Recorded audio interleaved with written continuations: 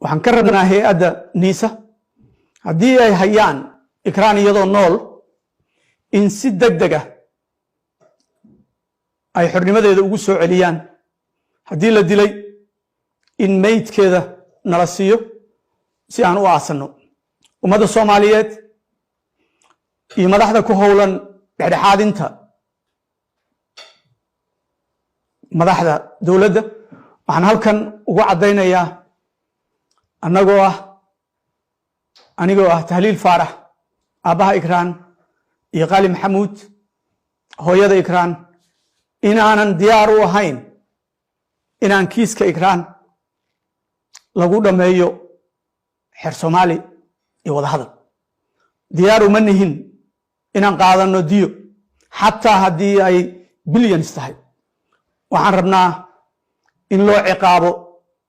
shakhsiyaadka ay ku caddaato inay la kula yihiin kiiska waxaan ka codsanaynaa ummadda Soomaaliyeed ee dalka iyo dibaddiisa joogta inay sii wadaan dadaalada loogu raadinayo cadaaladda Ikraan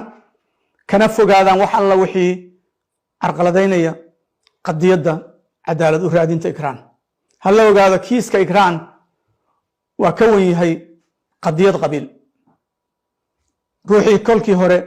ka gaabiyey hadda dooriya kaaga bannaan si loo helo cadaalad waa asaaska nolosha la'aanteed